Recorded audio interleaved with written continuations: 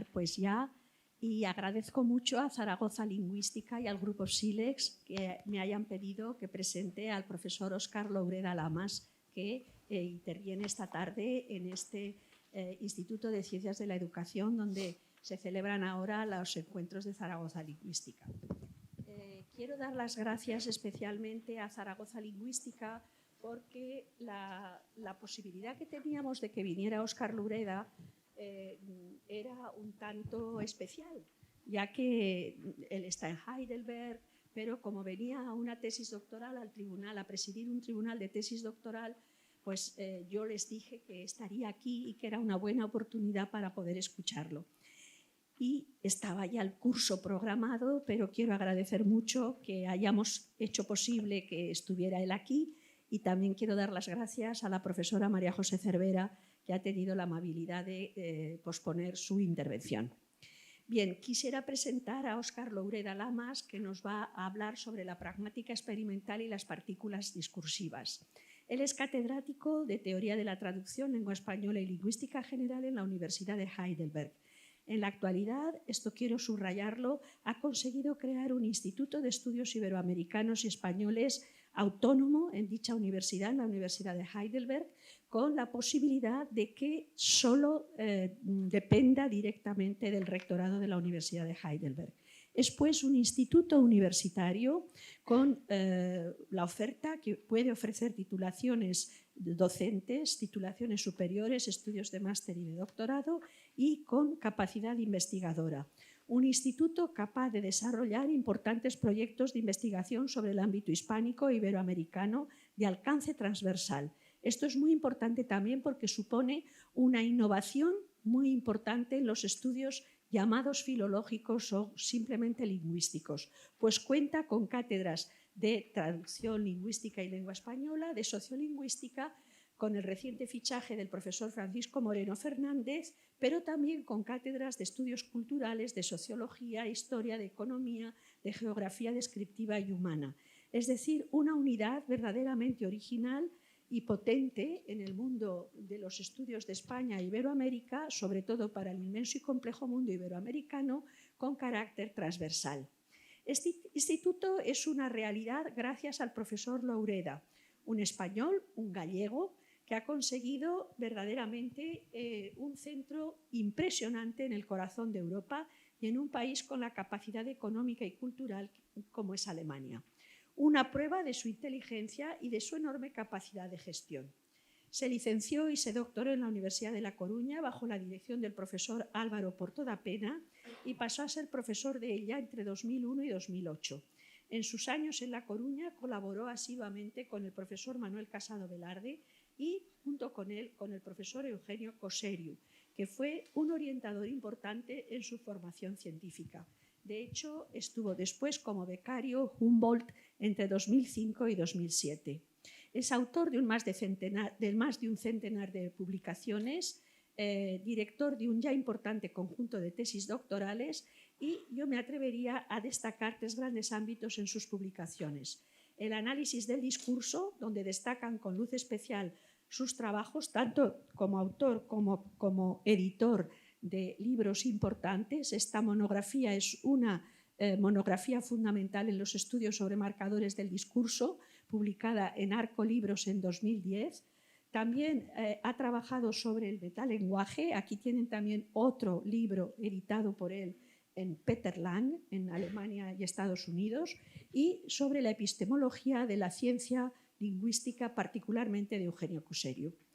Une todo ello su preocupación especulativa y empírica por el ser del lenguaje, en su manifestación real en las lenguas y en el habla, a partir de su procesamiento desde la mente del hablante, y precisamente de un tema centrado en la relación entre pensamiento, entre actividad, procesamiento y actividad mental, y el uso de los marcadores del discurso, es sobre lo que hoy nos va a hablar.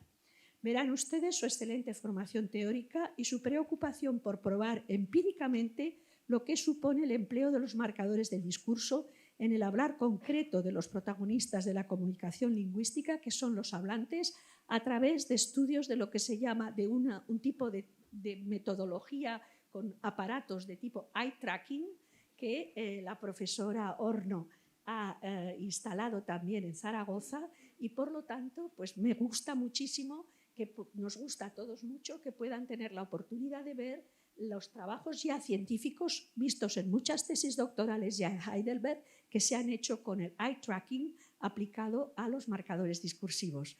Estamos verdaderamente muy agradecidos de que él se haya dejado convencer para estar esta noche entre nosotros. Muchas gracias.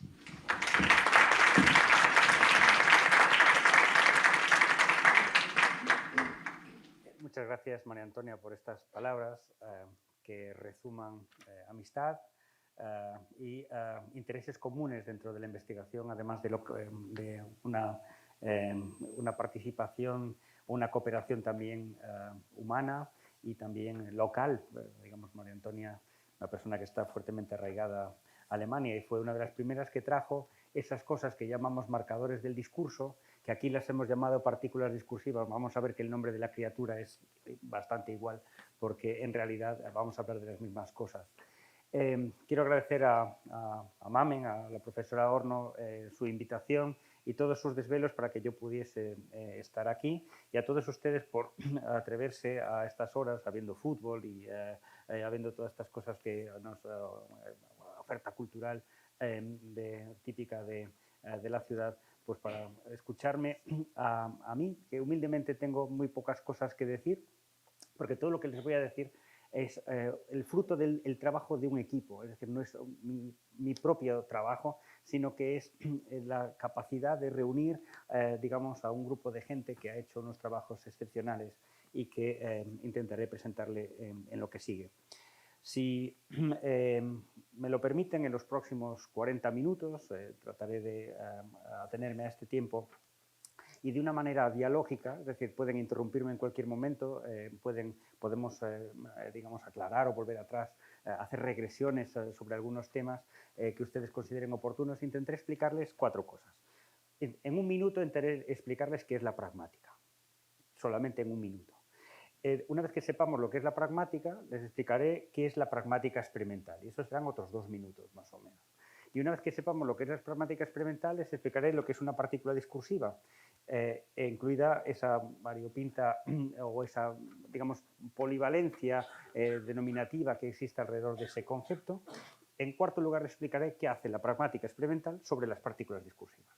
Y todo eso se lo explicaré a través de 2 hojas que les he hecho llegar, que una de ellas contiene los principios que, digamos, intentaré exponer en los minutos finales, y tendrán una hoja con muchos números que está particularmente hecha así para asustar y para que no se entienda, porque si lo pongo todo muy claro, no tendría por qué explicarlo. Entonces, así como no se entiende, pues lo puedo explicar. Digamos que todo lo que,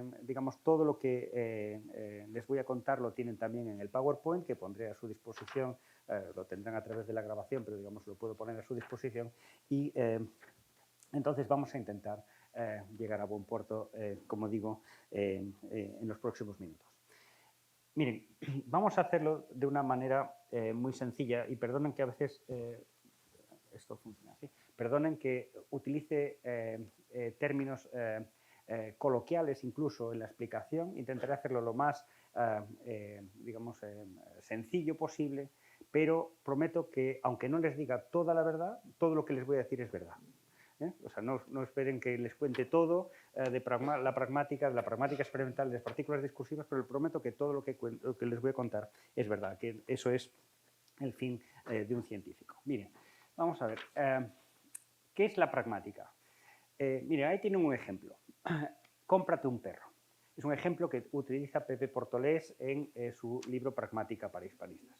Miren, cuando la palabra perro está en su mente como una palabra léxica, y todos ustedes imaginan, digamos, unos rasgos mínimos diferenciales. Eso es lo que nos decía la semántica estructural. Nos decía, miren, la palabra perro significa cánido, etcétera, etcétera. Bueno, pero cuando esa palabra se utiliza, se actualiza, esa palabra virtual en la lengua se actualiza en un contexto, automáticamente y de manera necesaria se activan procesos de recategorización, procesos de enriquecimiento de esa categoría. Esa idea que ustedes tienen en el producto en su mente, aislada como si fuese un diccionario, automáticamente se enriquece contextualmente.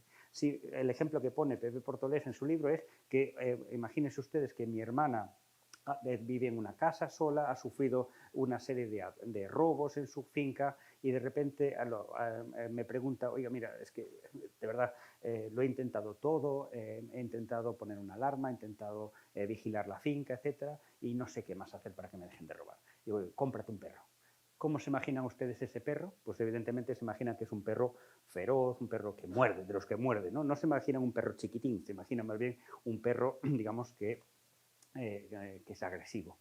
En cambio, si mi hermana me dijese en un contexto dado, insisto, mire, pues me siento muy sola desde que mis hijos se han marchado de casa, mi marido me he separado y la verdad es que la casa se me hace enorme y digo, oye, cómprate un perro. Pues ya no se imaginan ustedes un perro fiero, sino que es a cualquier tipo de perro, que sea grande o pequeño, pero que haga compañía, digámoslo así, no se imaginarían un pitbull de alguna manera.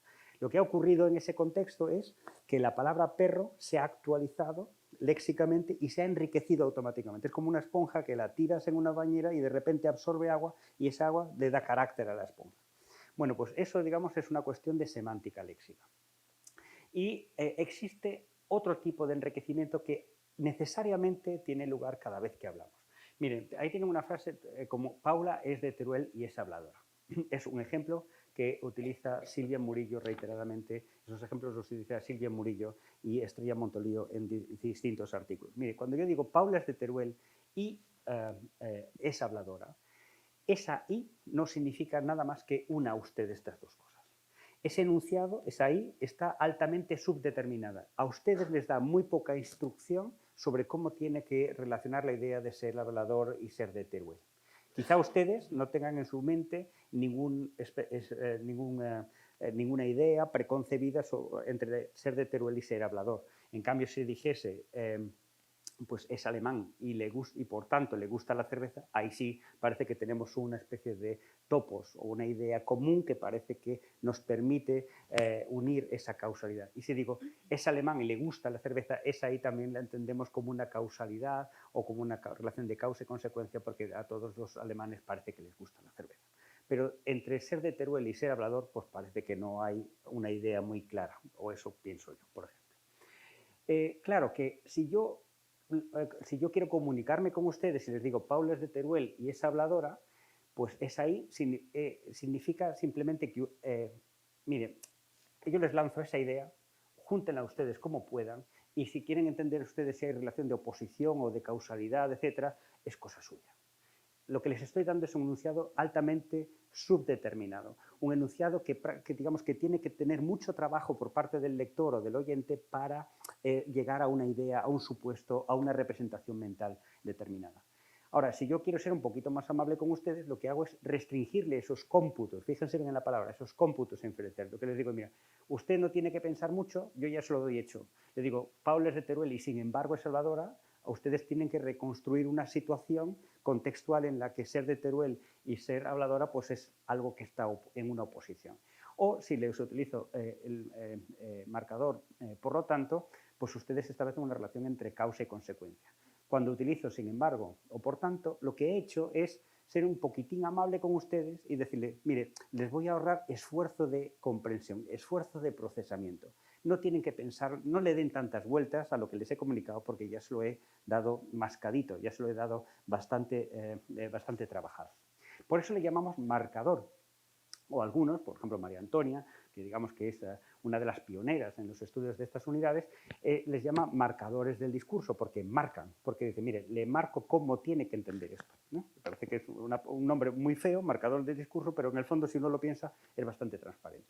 Otros le llaman partículas. Bueno, pues ya antes de María Antonia ya le llamaban partículas. ¿Por qué? Porque eran partecillas.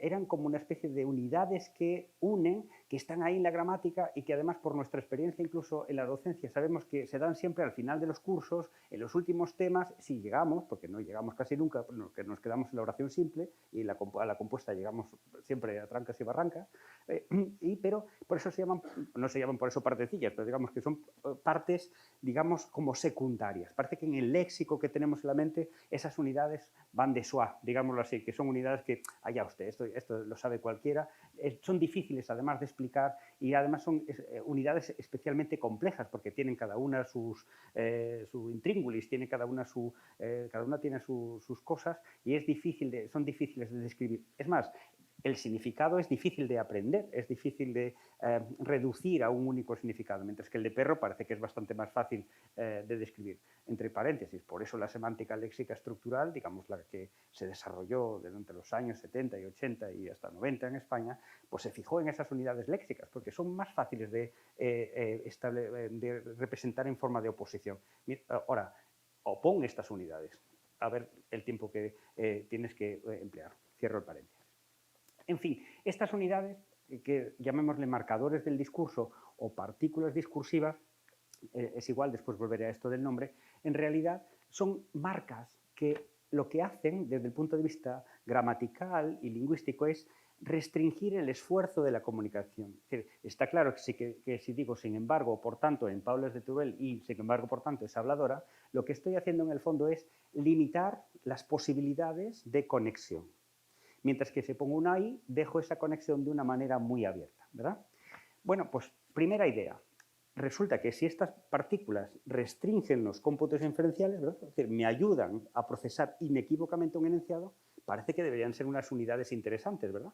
Bueno, pues esto choca con la idea tradicional dentro de la gramática hasta precisamente los estudios de los años 80, de finales de los años 80, donde estas unidades eran tenidas como muletillas, bordoncillos, como unidades, digamos, de segunda liga, de segunda categoría, de segunda división, como el Deportivo de La Coruña, más o menos, y el Zaragoza, pero nosotros vamos peor. Digamos que estas unidades tuvieron una desatención o una falta de atención bastante alta. Y de repente, si les he convencido hasta aquí, dirán, pues parece que no deberían ser tan, digamos, inservibles o tan residuales, parece que hacen algo. De hecho, por ejemplo, cuando uno estudia traducción, lo primero que dice, estas unidades no tienes ni por qué traducirlas, se pueden traducir de tantas maneras que no siquiera tienes que saber lo que significa. Déjalo de lado, porque mira, no, ya veremos ahora por qué. Lo que me interesa de este ejemplo de Paulas de Teruel y esa habladora es lo siguiente, que ustedes no tenían hasta ahora, creo, permítanme juzgar su mente, no tenían ninguna idea preconcebida de que ser de Teruel y ser habladora pues tiene algún tipo de relación. Es decir, no hay nada dicho de que los de Teruel sean más o menos habladores. Lo que han hecho estas partículas, sin embargo, o por tanto, ustedes no han puesto ninguna cara de extrañeza, es convocar una relación. La han creado ellas. Es decir, han sido estas partículas las que han dicho, mire, usted, sin que tenga un supuesto, un presupuesto, usted tiene que combinar estas oraciones de esta manera. Lo que ocurre es que muchas veces lo que unen esas unidades tienen un valor de lugar común ya. Por eso una frase como su familia es de origen chino y sin embargo es un torero excelente es algo que aceptamos como una frase normal, o sea, pragmáticamente no extraña, porque parece que no hay nada dicho de que una persona que tenga origen chino tenga una predisposición para ser un buen torero. Es algo que en nuestra mente no tenemos la idea, es chino, tiene que ser un buen torero. En cambio, si fuese extremeño, pues parece que tendría una mayor predisposición cultural, digámoslo así. Por eso ese enunciado, su familia es de origen chino y sin embargo es un torero excelente, que es un ejemplo de Estrella Montolio, es un enunciado que no nos causa extrañeza. Subrayen esto, por favor. No nos causa extrañeza, es pragmáticamente aceptable. No es incorrecto, es aceptable, lo aceptamos sin más. Aceptarlo significa que encontramos fácilmente un contexto en el que ese enunciado nos enriquece, nos crea o nos lleva a un supuesto, a una representación que aceptamos o que damos como válida. En cambio, un enunciado como su familia es de origen chino y por tanto es un torero excelente, es una frase, como le he marcado con la almohadilla, es una frase que inmediatamente nos produce extrañeza. ¿Me equivoco? O sea, a ustedes les resulta una frase un poquito extraña y eso significa cognitivamente que les cuesta encontrar un contexto en el que esa frase es inmediatamente aceptable, que es aceptable sin más. ¿Es incorrecta? No, está bien escrita, no hay ningún fallo, digamos, gramatical del español, pero es una frase que me requiere mucho esfuerzo de procesar. La pregunta es, ¿se puede medir esa distinción entre lo que me cuesta de comprender y lo que no me cuesta de comprender? Porque esto que he hecho aquí con ustedes en estos primeros minutos es algo intuitivo, ¿verdad? Es algo como parece que aceptamos, parece que nos ponemos de acuerdo. Votamos que la primera frase es una frase que aceptamos, la segunda votamos que no. Bueno, pues la lengua es un poquito menos democrática que todo esto, sino que la lengua, digamos, esa extrañeza no es por consenso, sino que esa extrañeza tiene mucho que ver con los costes de procesamiento, con el tiempo que nos cuesta acomodar esa representación que se nos comunica a un contexto determinado. Bueno, pues la pragmática se ocupa justamente de esto. Nos explica cómo las propiedades lingüísticas de las palabras y los factores contextuales, digamos, el contexto donde esas palabras se usan, interactúan para permitir o no permitir tan fácilmente la interpretación de los enunciados. La palabra perro se adapta, digamos, a distintos contextos y me lleva por rutas, digamos, cognitivas. Me hace pensar cosas distintas, ¿verdad? En un contexto donde mi hermana, digamos, está sufriendo de soledad o un contexto donde mi hermana está preocupada por su seguridad. Y la partícula como sin embargo o una partícula como por tanto, digamos, me permite crear ad hoc, digámoslo así, relaciones entre expresiones o me favorece, digamos, alguna ruta, como el hecho de que ser chino está, digamos, en abierta oposición al ser un buen torero y en cambio no me favorece otras como el hecho de ser chino sea una causa de ser torero. Bueno, pues la pragmática se ocupa de esto que parece como de sentido común, ¿verdad? Que cae de cajón. Bueno, pues la pragmática nos indica, se ocupa precisamente de esa extrañeza, mayor o menor, que causan unos enunciados cuando se utilizan en determinados contextos. Bueno, pues eso es la pragmática. He tardado un poquito más de un minuto, pero eso básicamente, si entienden eso, en lo fundamental, eso es la pragmática. Bueno, ahora me queda explicarles qué es lo experimental. Bueno, pues lo experimental significa que la pragmática se puede, digamos, medir cuantitativa y cualitativamente a través de experimentos. O sea, podemos intentar comprobar cómo ese enriquecimiento que el contexto activa en cada una de las fases que nosotros utilizamos, bueno, pues podemos, digamos, medirla de dos maneras. Una es a través de corpus, otra es a través de experimentos. Miren, cuando yo quiero saber si una expresión es, digamos, aceptable o más o menos aceptable, lo que puedo hacer es mirar si se ha dicho, cuánto se ha dicho, cómo se ha dicho, dónde se ha dicho y si eso está registrado. Cuando utilizo un sistema de corpus, cuando utilizo la lingüística de corpus, lo que hago es buscar correlaciones entre propiedades de una palabra que está en la lengua y saber si se usa en determinados contextos. O sea, me muevo en el campo semiótico de alguna manera, ¿verdad? O sea, de alguna manera, no, de todas maneras. Me muevo, digamos, intento ver si para el significado de la palabra bueno, por ejemplo, tengo distintas propiedades, digamos, dependiendo de la posición, de la conversación, de la región, del usuario, etcétera. Bueno, pues intento ver si esa palabra se usa en mayor o menor medida o con valores que se adecuan completamente a lo que está previsto en la lengua o no. Bueno, pero tenemos una manera complementaria que es, digamos, la experimental. Y la experimental ya no investiga la semiótica, sino que se ocupa de la parte cognitiva. Se ocupa de si hay correlaciones entre propiedades de algunos signos y la conducta de nuestro cerebro, de nuestra mente, cuando intenta producirla o comprenderla. Digamos, esta visión más cognitiva tiene que ver con el hecho de que, digamos, cuando intentamos comprender lo que nos dicen o producir algo para que nos comprendan, nuestra mente tiene un comportamiento, reacciona, actúa. Y ahí tenemos que ver si determinadas posiciones de los signos, si determinadas propiedades de los signos, si hay ambigüedad o no hay ambigüedad, o la presencia o ausencia de determinadas propiedades nos facilitan o no nos facilitan la comprensión. Por lo tanto, se trata en realidad de comprobar si determinados signos que utilizamos al hablar facilitan o no facilitan nuestra comunicación. Y Cuando utilizo la lingüística de corpus, lo que hago es observar el texto como producto, como algo que se ha dicho, ¿verdad? En un corpus busco si algo se ha dicho o no, algo que es un producto, algo terminado. Cuando hago una investigación de tipo cognitivo, lo que hago es estudiar el texto en directo, lo que hago es estudiar el texto como actividad.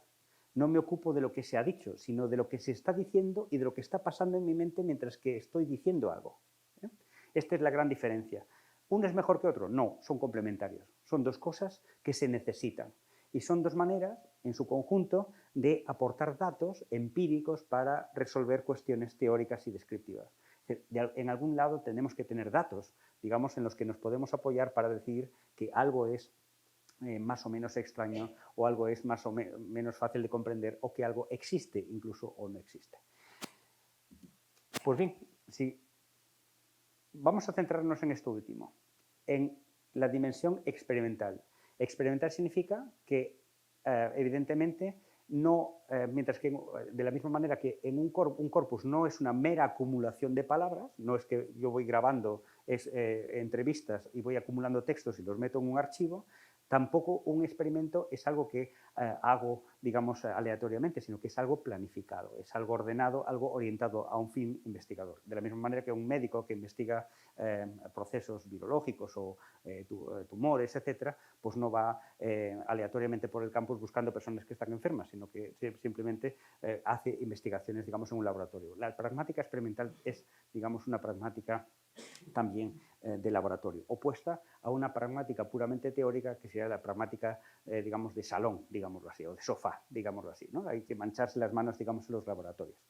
Bueno, pues esto de mirar en directo lo que pasa en nuestra mente cuando hablamos tiene que ver con la técnica también, ¿verdad? Es decir, tenemos métodos que nos permiten observar el cerebro y tenemos métodos de observación directa a través de tomografías, de electroencefalogramas, a través, digamos, de magnetoencefalogramas, etcétera. Tenemos toda una serie de técnicas que nos permiten observar en directo el cerebro, la actividad cerebral. Podemos saber en qué parte de nuestro cerebro se activa en una determinada actividad.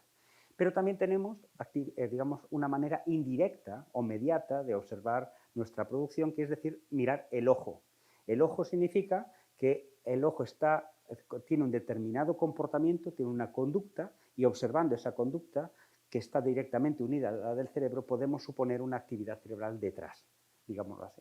Digamos, cuando observamos el eye tracking, significa el monitoreo de la mirada. Significa que yo puedo grabar, digamos, cómo observas o cómo te comportas, cómo se comporta tu ojo delante de un objeto, digamos, si capta tu interés o de qué forma capta ese interés, y entonces puedo suponer que el cerebro está dirigiendo esas operaciones.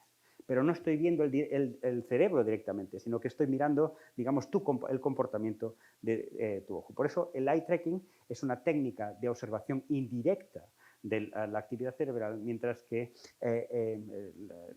digamos, esa lista de metodologías tienen que ver con la observación directa del cerebro.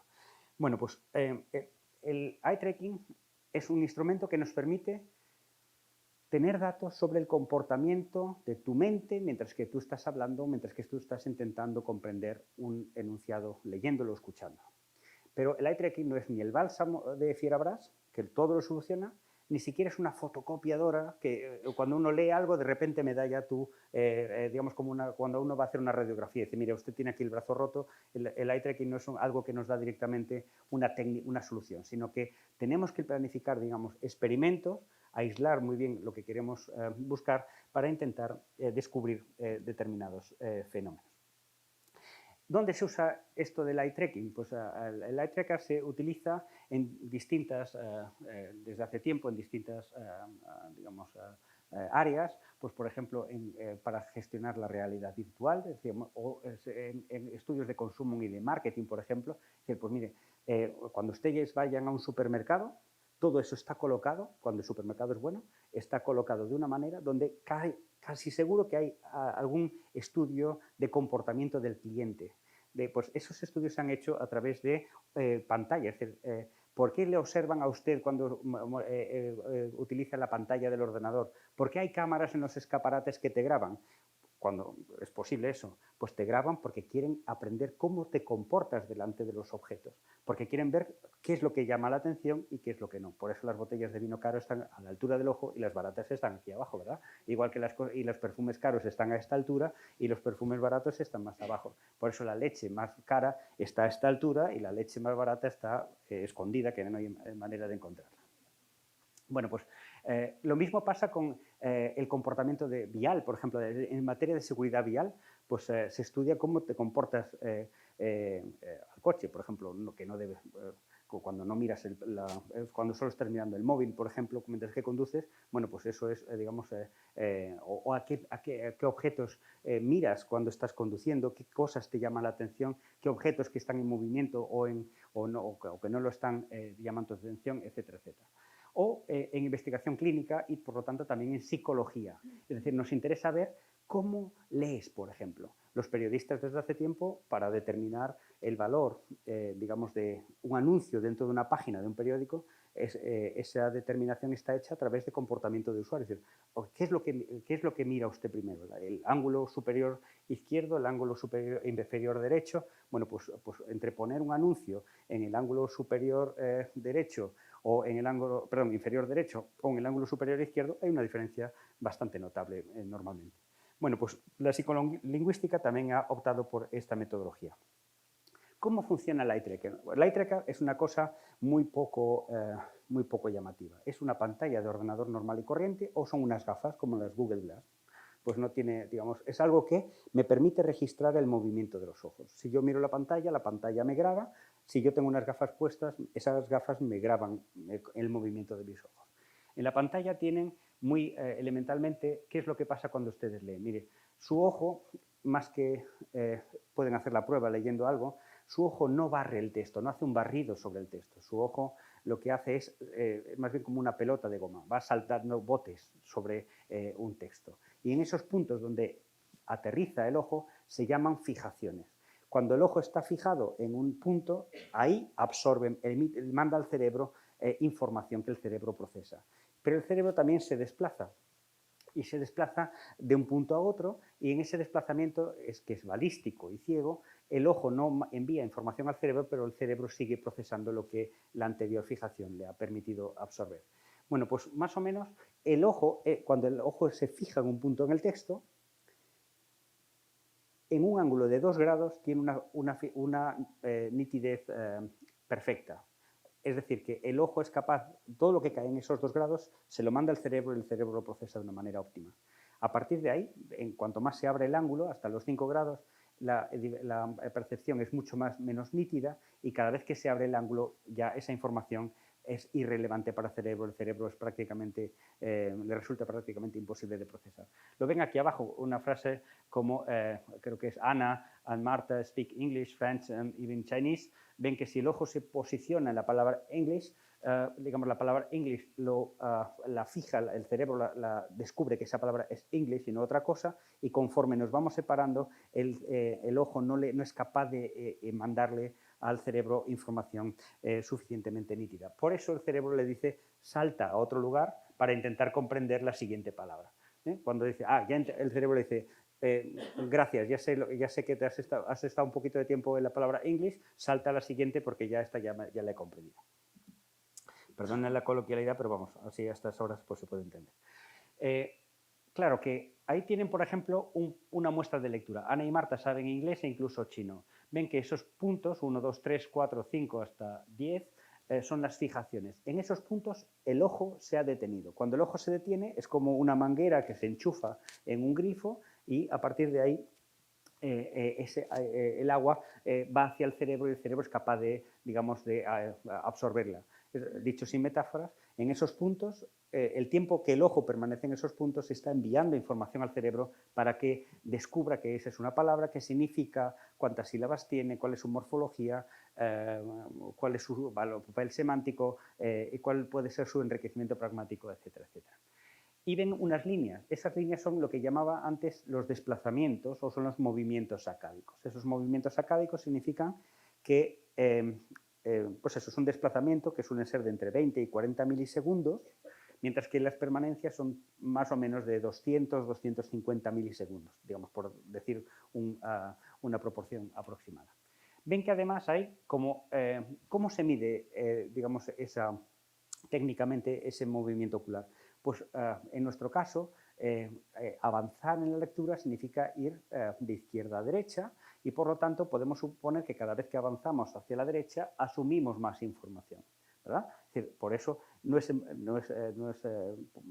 vano esta argumentación, porque en realidad la información nueva, lo que se nos va acumulando, está siempre hacia la derecha. Por defecto esperamos que la información se nos desplace, digamos, en un estado normal de temperatura y presión, la información está situada a la derecha, digámoslo así, ¿no?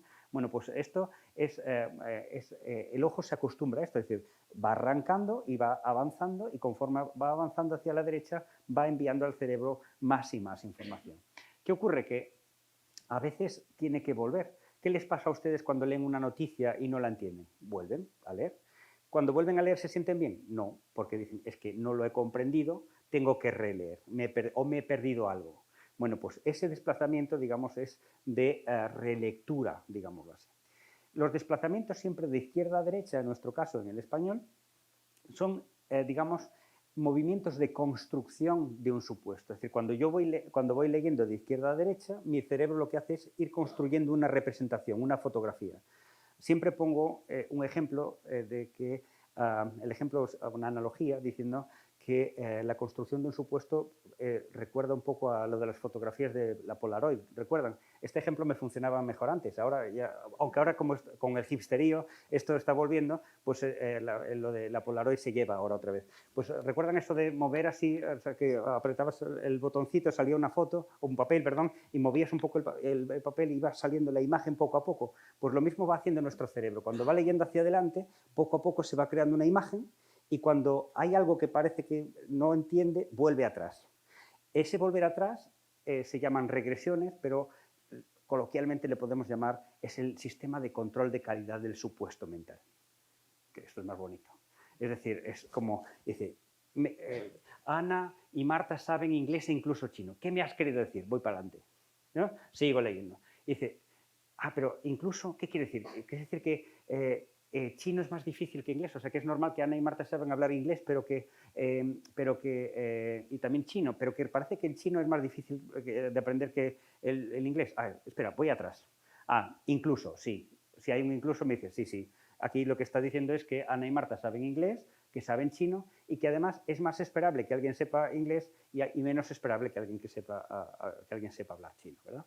Bueno, pues ese volver atrás, ese sistema de control de calidad, es lo que llamamos el second pass, mientras que la construcción del primer supuesto es lo que llamamos el first pass, más técnico. Es decir, si voy hacia la izquierda a derecha, mi cabeza construye una imagen y cuando vuelvo atrás lo que intento es o bien entender lo que no he entendido o es asegurarme de que eso que he entendido está bien entendido. O sea, técnicamente el second pass, el control de calidad, tiene que ver con la idea de aceptar, modificar parcialmente o desechar un supuesto que ya he construido previamente.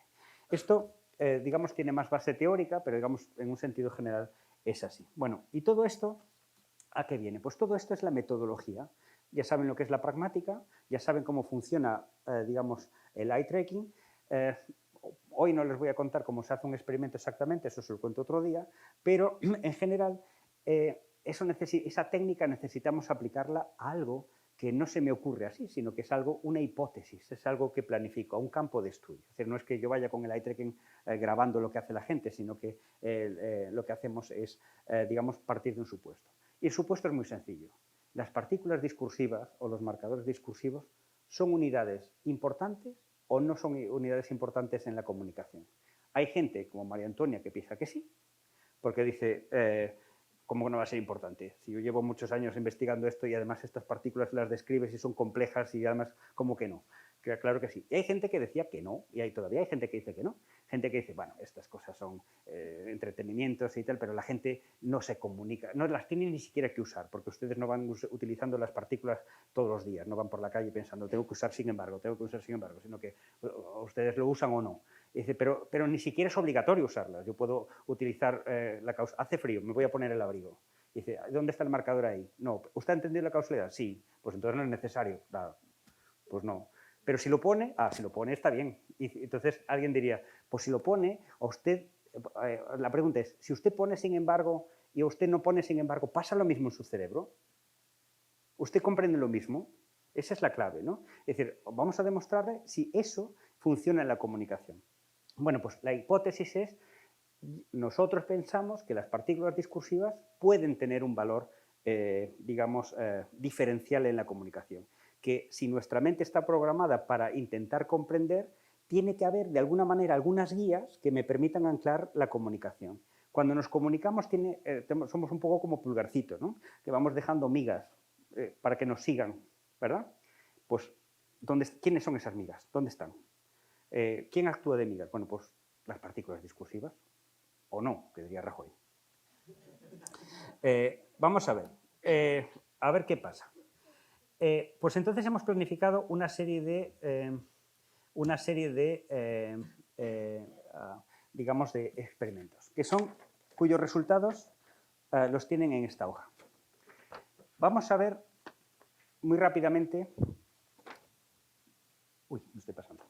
Vamos a ver muy rápidamente cómo funciona una partícula discursiva. Hemos hecho muchos experimentos. Y miren, los hemos hecho además de todo tipo de partículas. Miren, los hemos hecho de unidades focales, como también, incluso, hasta, etc. Lo hemos hecho con conectores argumentativos, sin embargo, por tanto, etc.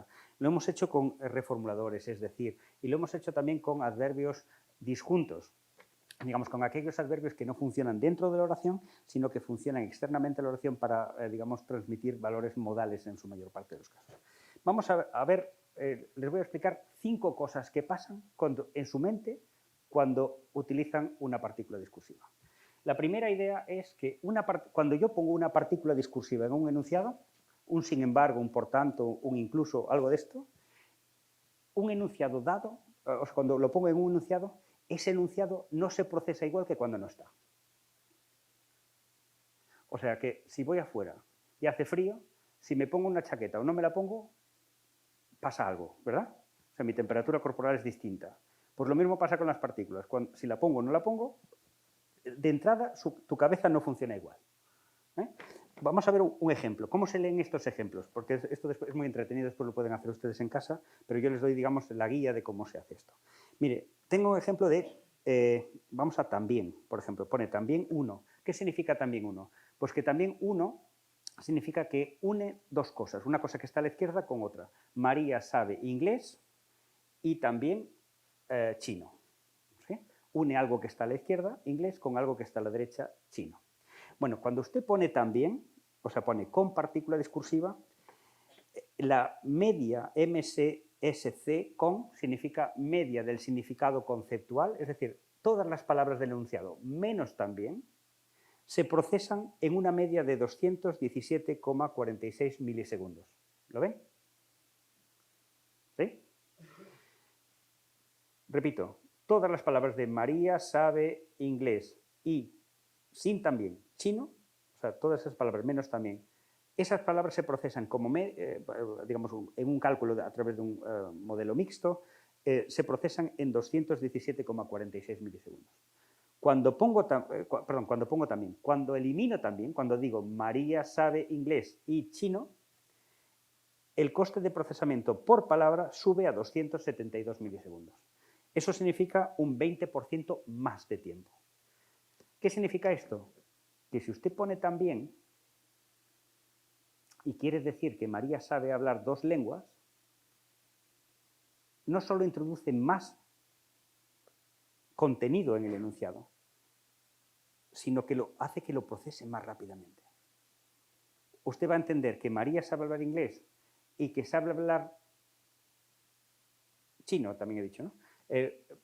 Esas 2 lenguas, y que ahí hay un foco, hay un elemento focalizado, usted lo va a procesar más rápido. Vamos a verlo, por ejemplo, con incluso, que es incluso 1, primera, segunda, tercera, la cuarta partícula, que es el ejemplo de Adriana Cruz Rubio. Con incluso 2, de Adriana Cruz Rubio. Cuando tengo una partícula discursiva incluso y uno 2 cosas, por ejemplo, digo, María sabe inglés, francés e incluso chino. Cuando pongo incluso, se procesa en 230 milisegundos cada palabra. Si elimino incluso, eso pasa a tener un coste de procesamiento de 242 milisegundos. Es decir, un 4% más de tiempo. ¿Qué quiere decir esto? Que entender que María sabe hablar inglés, francés y chino, 3 lenguas, me lleva un 4% más de tiempo que entender, fíjense bien, que María sabe hablar inglés, francés y chino, y que chino es una lengua más difícil que el inglés y que el francés. O sea, más información la entiendo más rápidamente, en casi un 5% menos de tiempo, que menos información. ¿Lo ven? Cuando ustedes conducen, si yo les digo, vayan ustedes de aquí a Huesca en coche, si no les pongo ninguna señal de tráfico, ustedes necesitan más tiempo. Si les pongo señales de tráfico, ustedes van a fijarse en las señales de tráfico y ustedes van a pensar, caramba, estoy perdiendo mucho tiempo mirando las señales, pero a cambio, si me fijo en las señales, conduzco más eficientemente. Estas partículas son capaces de convocar mucha información y bajar los costes de procesamiento. Y mire, cuando está todo sombreado, esto me lo ha hecho Mame muy bien, cuando está todo sombreado significa que las diferencias son estadísticamente residuales. Si ustedes ven, la primera columna es la media del significado conceptual, es decir, es la media del enunciado en su conjunto. Y la columna de medio es el M1, significa lo que está a la izquierda. María sabe inglés, francés e incluso chino. Pues inglés y francés. Y el M2 sería lo que está a la derecha, el foco, lo que sería la palabra chino, por ejemplo. Bueno, pues simplemente de una manera visual, con partícula y sin partícula, ustedes pueden ver que no hay el mismo comportamiento. Por ejemplo, en la palabra sin embargo, que está 1, 2, 3, 4, 5, 6, 7, 8, la 9ª partícula, ven que el conjunto del enunciado, por ejemplo, si yo dijese María es de Teruel y habladora frente a María es de Teruel y sin embargo habladora, utilizando la palabra sin embargo, me ahorro un 22% de tiempo por cada palabra. En el conjunto del enunciado, un 21% en la parte que está a la izquierda de sin embargo y un 19% en la parte que está a la derecha de sin embargo. ¿Qué significa esto? Que me estoy ahorrando un 20% a la hora de intentar comprender algo. Volvamos al principio de la conferencia. ¿Recuerdan que unas frases les parecían más extrañas que otras? Ese extraño significa 20% más de tiempo. Y aceptar una frase como algo extraño, es decir, no entiendo lo que me quieres decir, me lleva tiempo. Entiendo lo que me has dicho, me ahorra tiempo. Si pongo un sin embargo y conecto dos ideas y esas ideas están bien hechas, me baja el tiempo. Si no lo pongo, mi mente tiene que interpretar, tiene que pasarse tiempo pensando cuál es la relación de lo que me has querido decir. Primera idea, por eso le llamo principio cualitativo de la marcación. Si usted pone una partícula, nada es igual ya. Y eso significa que las partículas son importantes, porque si no fuesen importantes no harían nada, pero las partículas siempre hacen algo. Como mínimo, modifican el procesamiento de lo que está a la izquierda o a su derecha, una de las dos por lo menos, y como máximo modifican lo que está a la izquierda, lo que está a la derecha y todo el conjunto del enunciado. Depende de los casos. ¿De acuerdo? ¿Se entiende esto? Por eso le llamamos principio cualitativo de la marcación, que dicho de manera coloquial es ponga usted un marcador en su vida y nada será lo mismo. ¿Vale? Segunda idea, principio cuantitativo de la marcación. ¿Qué pasa? O sea, una cosa es que algo no sea lo mismo y otra cosa es que algo sea mejor o peor, ¿verdad? Es decir, no voy a poner un ejemplo de política. Vamos a poner uno de fútbol. Si yo ficho a un jugador para mi equipo de fútbol, una cosa es que el equipo ya no sea lo mismo y otra cosa es que el equipo vaya mejor o peor, ¿no? Pues lo mismo pasa con la partícula. Ya sé que nada es lo mismo. Es el principio número 1. Ahora, ¿me mejora el rendimiento cognitivo o me lo empeora? Y dice, bueno, pues lo que hace una partícula discursiva introducida en un enunciado es decir, oiga, yo soy una partícula. Si me utiliza, lo que le garantizo es que como máximo el tiempo que le va a llevar comprender este enunciado es el tiempo del enunciado en el que yo no aparezco. Dicho de otra manera, si yo tengo un enunciado sin partícula, eso tiene estos costes de procesamiento, y si le pongo una partícula es de ahí para abajo. Eso significa facilitación.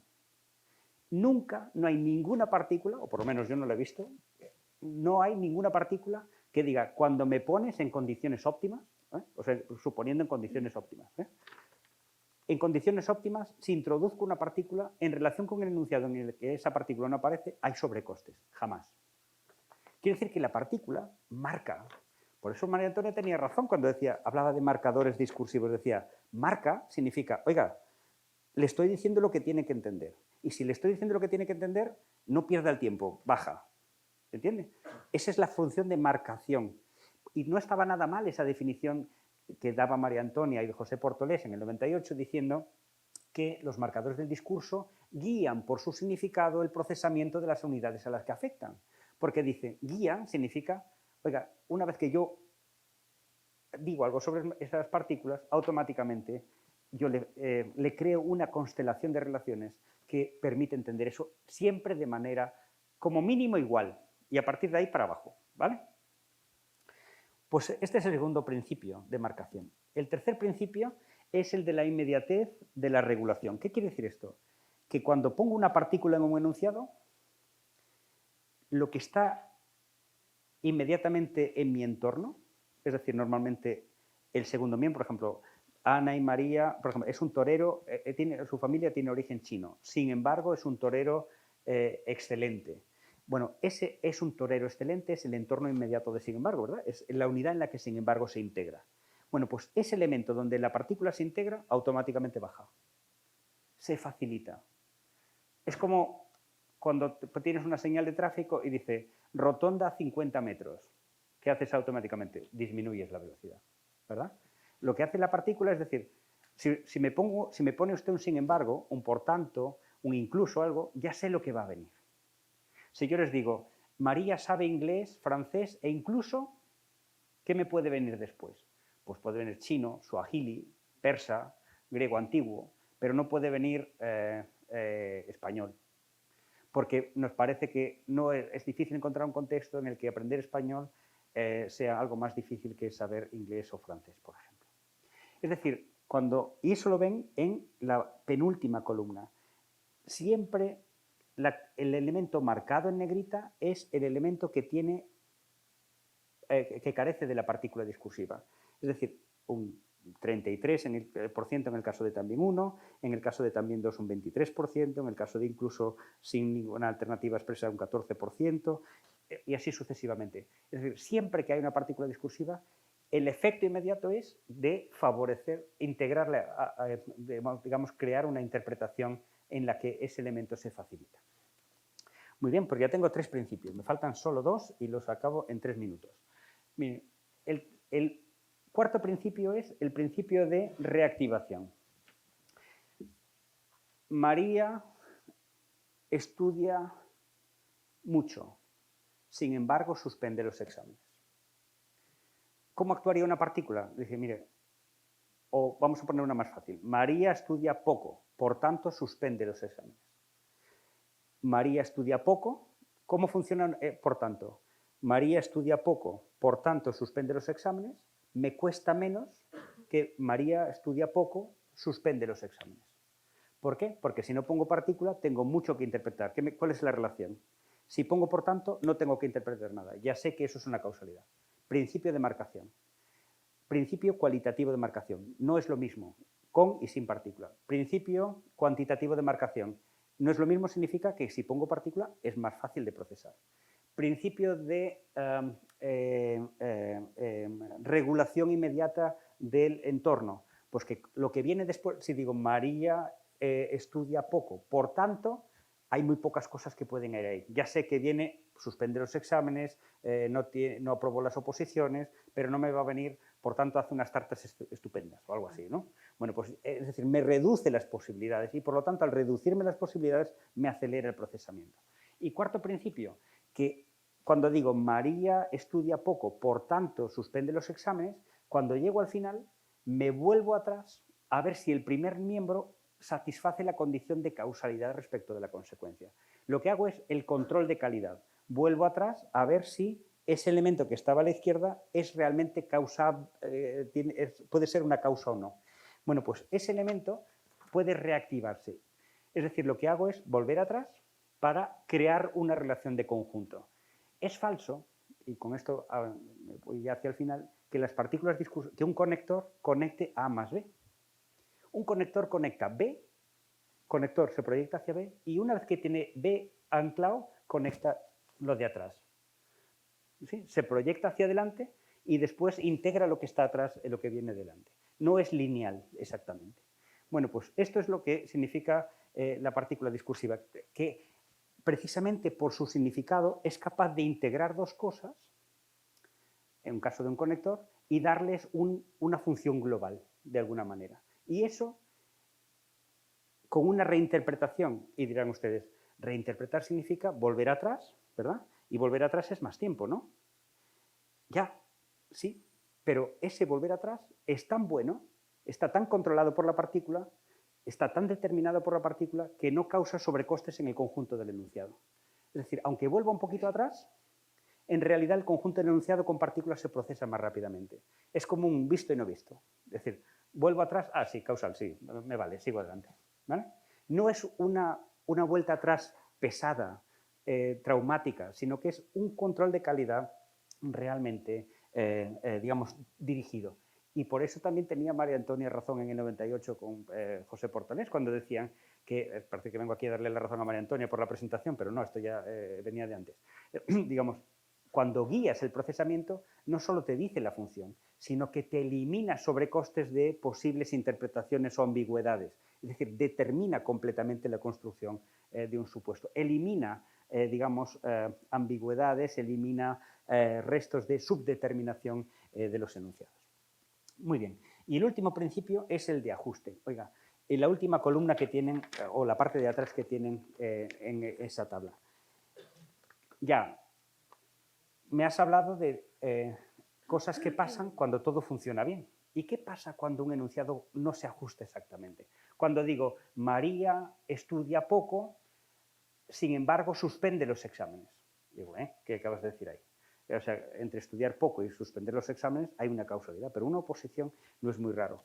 Bueno, pues ahí lo pueden ver, digamos, entre suficiente e insuficiente significa suficiente, que es una frase aceptable, María estudia poco, por tanto suspende los exámenes, o María estudia poco, por tanto, ¿qué he dicho? María estudia poco, por tanto suspende los exámenes sería una condición suficiente, es decir, los dos argumentos están coorientados a la causalidad.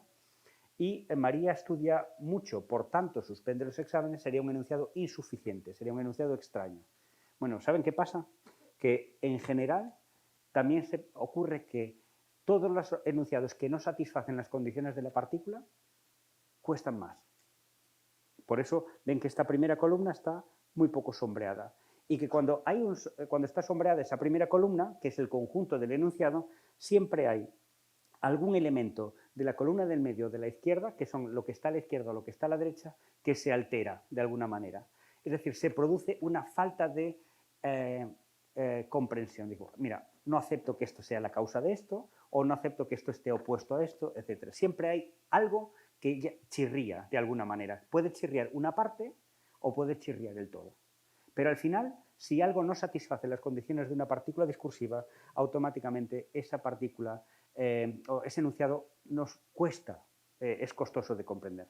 Y esto es un método para saber por qué un enunciado nos cuesta comprender, porque nos cuesta comprender un enunciado o porque no nos cuesta comprender un enunciado. En definitiva, con este método lo que les he intentado explicar es que podemos comprobar que la idea de la pragmática de algo más o menos aceptable puede medirse.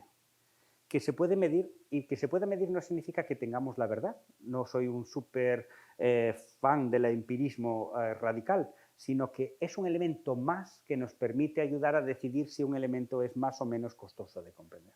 No es un empirismo radical, es un empirismo que permite confrontar ideas o supuestos que ya tenemos teóricos. Más o menos intuitivamente manejamos la idea de que algo es más o menos difícil de comprender. Y mire, ¿por qué lo hemos aplicado a las estructuras de las partículas discursivas? Porque no es verdad que las partículas discursivas sean unidades residuales, no es verdad que las partículas no hagan nada. Es más, las partículas discursivas concitan siempre el interés de los lectores. Si usted pone un enunciado y pone una partícula, usted va a hacer lo que la partícula le diga. Lo quiera. Y eso habla de dos propiedades que tienen las partículas discursivas y su significado. Son rígidas, en el sentido de que si aparecen, te ordenan lo que tienes que hacer y no te escapas. Lo haces sí o sí. Y además son asimétricas. ¿Qué quiere decir? Que ellas dicen lo que hay que hacer con las demás palabras y no las demás palabras dicen lo que hay que hacer con las partículas. Es decir, tienen una jerarquía. Por lo tanto, si aparece una partícula, domina tu cognición, la construcción de tu supuesto. Y no es, digamos, anecdótico que gran parte de la manipulación periodística o de gran parte de la manipulación del lenguaje cotidiano esté basada precisamente en la construcción de relaciones de causalidad o de oposición, etcétera, a partir de estas unidades. Porque estas unidades obligan a construir representaciones mentales de manera más o menos latente que nos permiten, digamos, nos meten el gol sin que tengamos un VAR a nuestro alcance, digámoslo así, ¿no? En fin, las partículas redistribuyen los valores de las demás unidades y las partículas en realidad son elementos que dirigen la construcción del discurso. Por eso no está nada mal esa idea de que las partículas discursivas son un foco de interés de la pragmática. Es decir, no hay mucha gente crítica, dice, pero es que exageráis eso de las partículas y tal, ya está muy visto esto. Bueno, pero es que no es que nosotros tengamos vocación de estudiar los marcadores o las partículas discursivas, sino que las partículas discursivas son elementos fundamentales de lo que llamamos una gramática del texto. Y finalmente, sobre el método experimental. El método experimental trabaja en un laboratorio con frases más o menos prefabricadas y muchas veces se dice, bueno, pero es que eso del método experimental es artificial. Bueno, nadie diría que un médico, digamos que trabaja con ratones, utiliza métodos artificiales. No vamos a ir matando personas, digámoslo así, para hacer experimentos sobre tumores o sobre virus. Simplemente la artificialidad es consustancial al método investigador. Es decir, los datos de corpus también son artificiales. Son métodos, y digamos, es más, un científico no se puede dirigir a la naturalidad, sino al dato trabajado para buscar la interpretación sobre el dato dado naturalmente.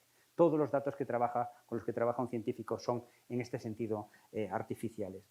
Permite el estudio de la cognición, es decir, nos permite ver dentro de la caja negra del discurso y de ese discurso como actividad, cosa que es complementaria, no sustitutiva del estudio de corpus, y además nos ayuda a tener datos que nos permiten estar un poquitín más seguros sobre esas teorías que a veces tenemos para que, digamos, nuestra teoría no sea meramente un sistema axiomático, sino para que tenga una cierta validación y un cierto apoyo. En fin, si les he convencido, creo que me he pasado un minutito o dos o tres, apelo a su perdón y le agradezco su paciencia. Espero haber contribuido, digamos, de alguna manera, no a ver el dato concreto, sino a ver cómo a partir de una metodología se puede apoyar, digamos, estudios valiosos, como descriptivos, con los que se hacen aquí en la Universidad de Zaragoza sobre las partículas discursivas y que tenían siempre esta idea de que las partículas discursivas eran importantes. Pero ahora ya no solo lo sabemos y lo suponemos, sino que tenemos datos que nos añaden que efectivamente esa intuición que teníamos en la descripción también parece tener un correlato en lo que pasa en nuestra mente durante su comprensión o su producción. Muchas gracias por su atención.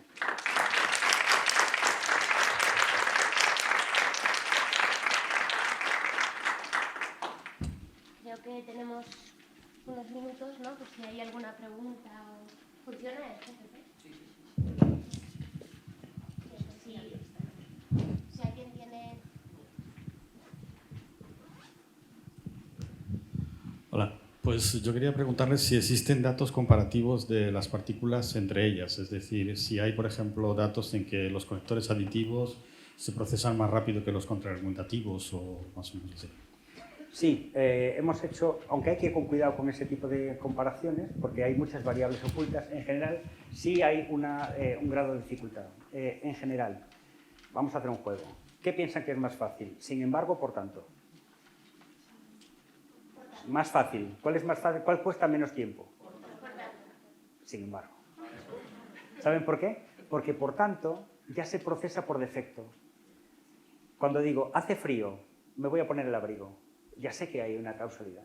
Si pongo un por tanto, dice, ¿por qué me pones un por tanto si ya podría tener esta causalidad por defecto, digámoslo así? En cambio, si no pongo un sin embargo, ahí no hay manera de entender una oposición. Con lo cual, el sin embargo lo que es directo, es como una bala, es decir, es la única opción. Por lo tanto, si yo no pongo un sin embargo, la conexión es dificilísima. Si yo pongo un sin embargo, es tan natural porque es la única opción posible. Entonces, en ese sentido, hay comparación. Incluso es más costoso que también. ¿Por qué? Porque incluso añade más complejidad, añade una escala. También es más plano, digámoslo así. María sabe inglés y también chino, sabe 2 lenguas. ¿Qué me has querido decir con también? Pues que sabe 2 cosas. María sabe inglés e incluso chino. Dice, mira, María sabe inglés, sabe chino y además inglés, está muy bien que sepa chino porque parece que no hay mucha gente que sepa hablar chino. O sea, bueno, sí hay mucha gente que sepa hablar chino, pero no mucha gente que lo estudie, que no sea china, quiero decir, ¿no? Cosas así. En general, los reformuladores son fáciles de procesar. En general, los aditivos son fáciles de procesar. Lo siento, María Antonia, los adverbios disjuntos son dificilísimos de procesar porque añaden una información muy tardía. Lamentablemente, me he pasado de tiempo. Me he pasado de tiempo, sí, eso es una idea. Y ahora, mira, y además ha dicho que sobre esa representación tengo que generar una explicatura de alto nivel, tengo que hacer una valoración muy general, subjetiva y tal. La subjetividad pesa mucho en realidad. Pero la idea está muy bien, que es intentar hacer un mapa de calor, de cuál es, digamos, como en la tabla periódica de los elementos, la combinabilidad de las partículas y el grado, digamos, de dificultad en las que aparecen en la naturaleza discursiva, ¿no? Pero ¿es la misma categoría, por ejemplo, de sin embargo y no obstante? Sí, más o menos igual. O sea, hemos hecho estudios, por ejemplo, ahí tienen un ejemplo que es la tesis de Carlos Cuello, ha hecho una comparación de por tanto, por eso, por ello y por esto, donde por esto y por eso no son partículas discursivas, no están gramaticalizadas, por ello está así, y por tanto está bastante gramaticalizada. Y la idea inicial era, vamos a ver si podemos ver justamente esa escala, ¿no? Bueno, pues más o menos se ve. O sea que cuando hay un elemento que no está gramaticalizado, eso cuesta mucho porque por esto tiene en realidad 2 instrucciones. Es causal y además eso, vaya usted atrás a buscar qué es eso, ¿no? Y en cambio, por tanto, no tiene que ir a usted atrás a buscar qué es tanto, ¿no? Entonces ahí, cuando algo señala en el discurso, la deixis, funciona como un dedo, bueno, pues eso es una instrucción separada y las instrucciones separadas acumulan información, sí, es verdad. Pero sí, esa sería la idea fundamental, hacer una especie de ranking de dificultad de las partículas. Esto que has dicho, me parece, que a mí me ha sorprendido cuando nos has preguntado qué es más fácil o más sobre qué se comprende más fácilmente y qué se comprende menos fácilmente. Por tanto, porque es como algo que viene ya dado por lo que sigue y en cambio, sin embargo, te orienta más. Y a mí me ha sorprendido porque me parece más difícil, sin embargo, claro, que todo Orlando. Pero claro, esto tiene que ver con lo que es la interpretación. Quiero decir, eso es una valoración de lo que es costoso o menos costoso de interpretar. Y claro, lo que es más o menos costoso, estaba pensando en la enseñanza de segundas lenguas. Claro, cuando le enseñas a una persona los aditivos, yo creo que es más fácil de enseñar que los contraargumentativos. Parece intuitivamente así, pero claro, no sé si esta visión también de lo que es el coste de la interpretación podría ayudar en la enseñanza de segundas lenguas. Sí, la tesis de Inés Recio, que también está ahí, sobre por tanto, sin embargo, en realidad solo he dado los datos de español, pero los tiene también sobre inglés y sobre hablantes de B1, de C1 y hablantes nativos. Entonces va comparando. Y efectivamente se ve que los hablantes nativos, en general, cuanto más nativo eres, más automatizas las partículas. Y cuanto menos nativo es, vas más por el surco, ¿no? O sea, vas, digamos, por el raíl y vas más lentamente. Entonces vas siempre por un nivel más alto de costes de procesamiento cuando automatizar significa reducir los costes. Pero que en cambio, por ejemplo, partículas como sin embargo se automatizan muy rápido porque aunque parece muy compleja teóricamente la oposición, en realidad es una causalidad negativa. Entonces, es decir, oiga, esto que podría ser una causa de esta cosa, niegue usted esa causa y vaya usted a otra cosa. Es decir, cancele una expectativa. Si la expectativa es fácil de cancelar, es una relación realmente unívoca. Es decir, no hay, sin embargo, crea un efecto de predicción muy alto. En cambio, cuando eres nativo y te ponen un por tanto o un por ello, donde por defecto podrías entender la causalidad, te empiezas a preguntarte, oye, ¿y por qué me pones énfasis? ¿Este énfasis significa por ello y no por esto? Precisamente por ello, por ejemplo, y toda esa serie de esquemas acumulan tiempo de o pueden acumular tiempo de procesamiento en el sentido de controlar la calidad o exprimir al máximo desde el punto de vista relevantista la obtención de un supuesto comunicado completo. Entonces, digamos, hay un punto, digamos, no es lineal. Lo que demuestra Inés Recio es que entre el B1, C1 y los nativos no hay una linealidad de un progreso, sino que hay una curva. Es decir, cuando hay una curva que se invierte, es decir, cuando soy un hablante poco diestro, de B1, yo tengo sobrecostes porque estas unidades me cuestan mucho. Pero conforme voy automatizando estas unidades, bajo los costes de procesamiento, pero cuando ya soy nativo, vuelvo a veces a buscarle 3 pies al gato a las partículas, porque pienso que las tengo tan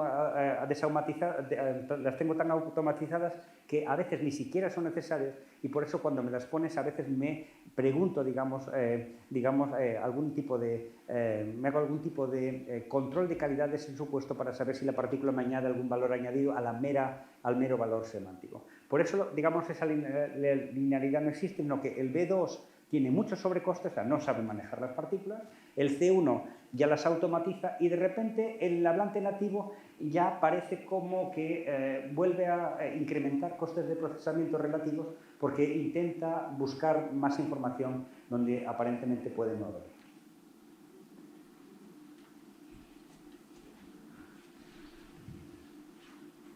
¿Esto va? Sí.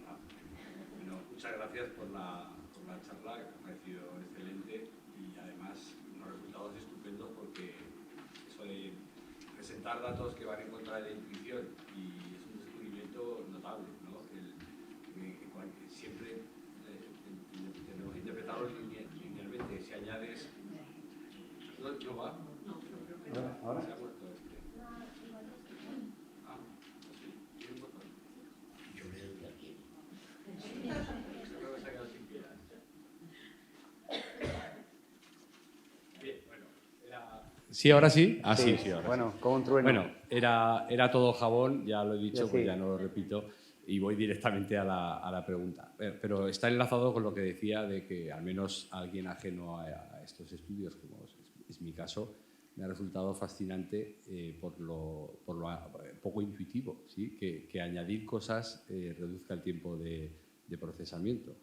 Y bueno, he querido interpretar, que era la pregunta que tenía apuntada, en el caso del torero chino, ahí la inclusión del marcador aumenta el tiempo de procesamiento, ¿no? La que lleva la almohadilla. Claro. Es decir, vale, o sea que... Vale. Me cuesta creer, aunque por eso te lo pregunto directamente, que cueste menos de procesar. Luisa sabe ruso y chino, que Luisa sabe ruso y chino también, o ruso y incluso también chino. Sí. Ahí ese también tiene que aumentar porque no añade nada, ¿no? Sí, esa es la paradoja. Es decir, que cuando añades un incluso, o sea, permíteme que cambie también por incluso. Incluso sí que... Claro, bueno, o también. Ahí no dice nada que no diga ahí. O no, porque también focaliza.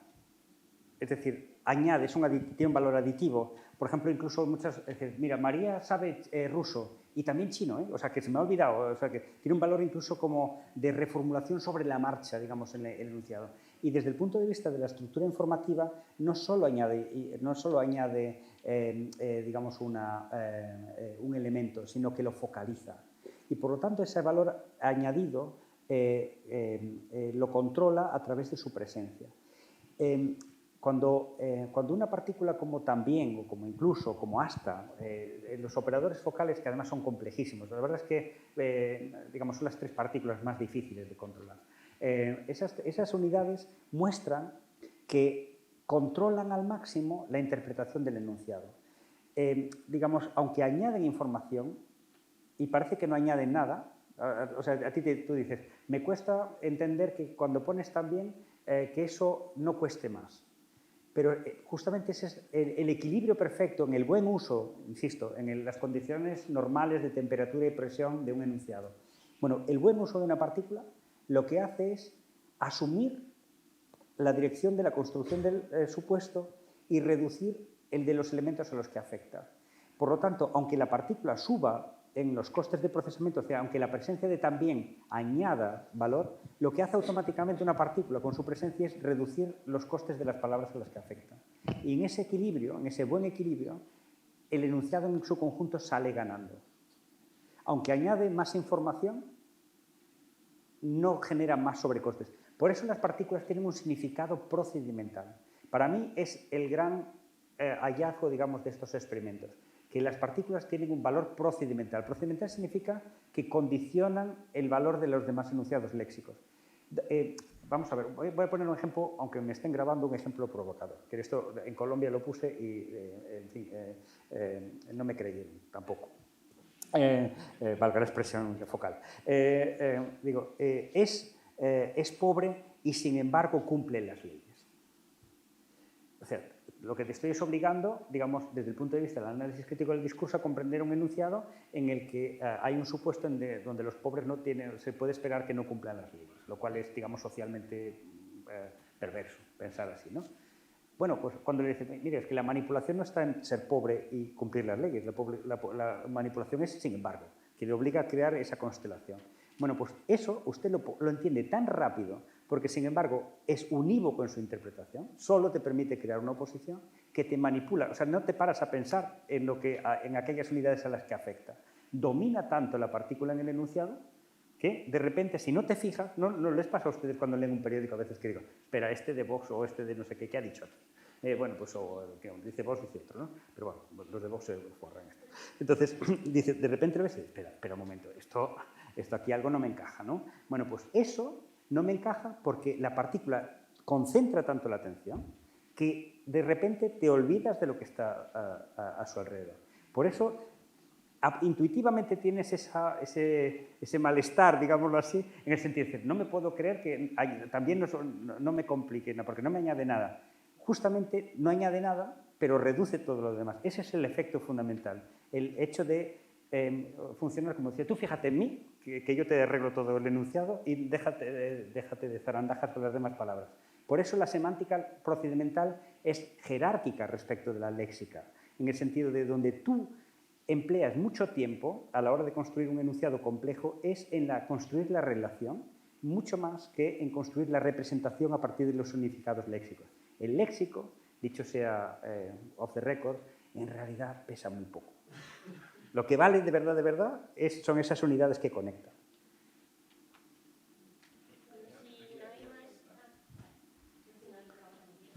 Ahora me va a decir que no, que el léxico y la morfología del léxico es mucho mejor.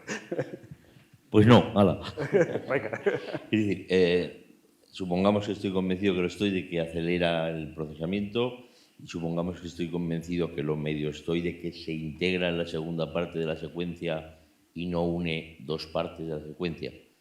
Pero claro, es que muy hábilmente has dejado al margen de la exposición, también por la brevedad, obviamente no se puede tratar todo, qué es lo que ocurre en el procesamiento cuando esos elementos van al final. Es decir, el aceleramiento es muy distinto. Si yo digo es de Teruel y habla poco, sin embargo, que si digo es de Teruel y sin embargo habla poco. Y eso supongo que hará que esa focalización de esos elementos al final los aproximen más bien a los disjuntos, es decir, que sean unos aceleradores mucho más matizados, aparte que obviamente ya no estarán integrados, supongo, en la segunda parte de la secuencia. Claro. Bueno, es que la pregunta es muy hábil, porque en realidad lo que me estás preguntando es por otra condición que yo no he explicado. Yo he explicado, digamos, en la posición óptima del marcador, que es la posición esperable por defecto. Les he puesto siempre ejemplos de la zona cero del procesamiento. Digamos, porque experimentalmente, y esto es algo metodológico, la pragmática experimental o el método experimental no busca confirmar algo, sino que busca eliminar causas. Es negativa. Dice, no es por esto. Igual que un médico cuando hace experimentos sobre un tumor dice, oiga, ¿esto de fumar genera tumores en el pulmón? Sí, no, no es esto. No dice, el tabaco genera, no. Eso llegas al final después de haber eliminado antes muchas causas. Mire, esto no lo genera, esto no lo genera, esto no lo genera, por tanto, lo único que queda, la única variable es esta. Bueno, pues, digamos, todo lo que les he dicho hasta ahora es en la posición óptima. ¿Cuál es la posición óptima? Delante. Sin embargo, es un torero, su familia tiene un origen chino, sin embargo, es un torero excelente. Esa posición es la posición que la gramática llaman no marcada o posición dada por defecto. Ahora, si la cambio, ¿qué pasará? ¿Cuesta más o menos? Eso lo diría un gallego. Pues cuesta más, porque si modifico una posición normal y la traslado a la posición intermedia o a la posición final, lo que estoy es marcando la posición. Lo que te estoy diciendo es, además de marcarte la función, entiende usted aquí que se me ha ocurrido ese además, que estoy poniendo énfasis, que estoy haciendo otras cosas además de transmitir una función puramente representativa. Entonces, esos valores de posiciones medias y posiciones finales son posiciones que generan automáticamente sobrecostes y todos estos chicos que han hecho sus tesis también han controlado justamente esa variable. Sí, pero sobrecostes sobre la posición prototípica. Claro. Pero lo interesante es el estudio entre el sobrecoste al final, por ejemplo, o si no aparece. ¿Entiendes? Claro. Bueno, también. Pero otro es obvio que va a evolucionar un sobrecoste. También sobrecostes. También sobrecostes. O sea, una posición, o sea, si usted quiere, vamos a ver, reglas muy fáciles. Si quieres que alguien te entienda, más fácilmente pon una partícula. Si quieres que alguien no te entienda, ponla en posiciones que no sean idóneas.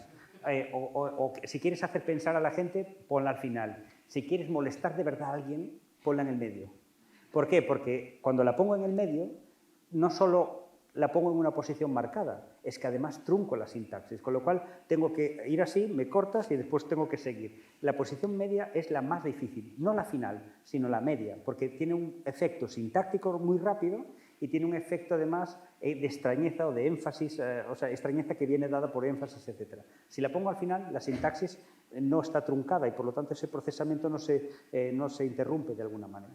Entonces, todo lo que sea modificar la posición, no adecuar los argumentos a la partícula. O sea, si algo no satisface las condiciones de la partícula, si la partícula no está en su lugar o si la partícula no está, todo eso genera sobrecostes sobre el uso óptimo de una partícula.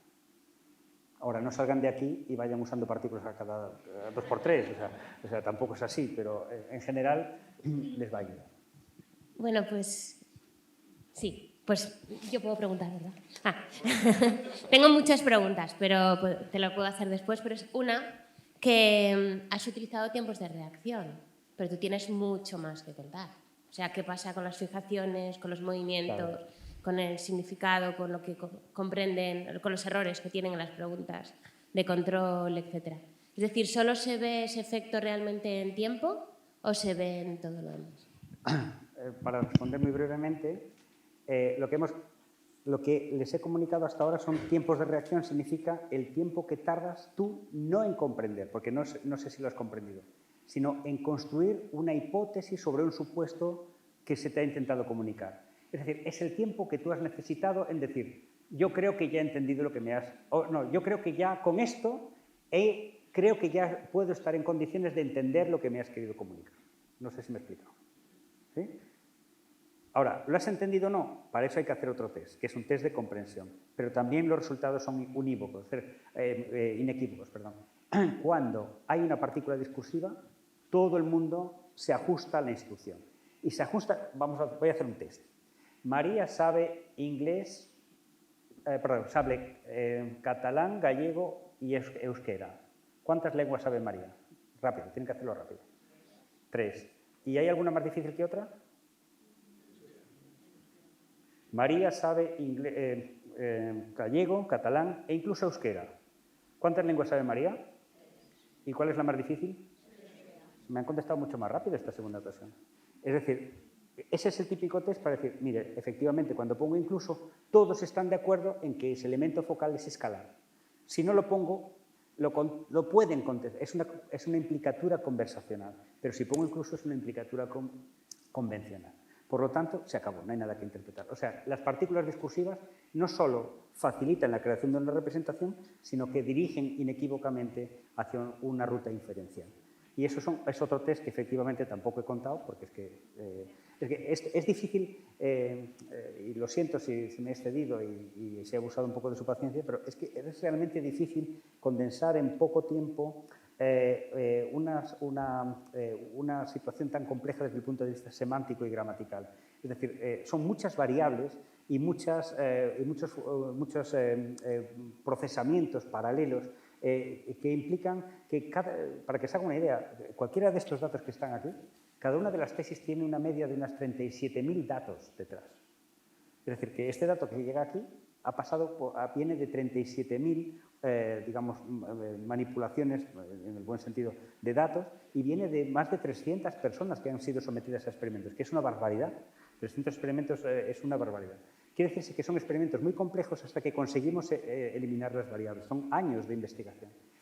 Parece aquí muy fácil, pero en realidad ese tipo de elementos es sumamente complejo y lo que no podemos decir es dar cuenta de todas las situaciones y usos posibles de las partículas, sino sobre las condiciones mínimas y del uso de una partícula. Es decir, mire, cuando usted utiliza un incluso, un sin embargo, un por tanto, en las condiciones más normales, A por tanto B, en condiciones de sujeto, verbo, objeto, de causa-consecuencia, o sea, de causalidad hacia adelante, en esas condiciones tan bobas, en su mente pasa esto.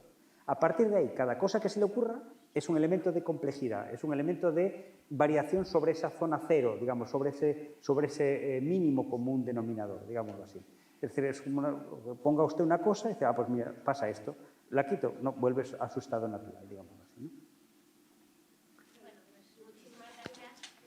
Bueno, gracias.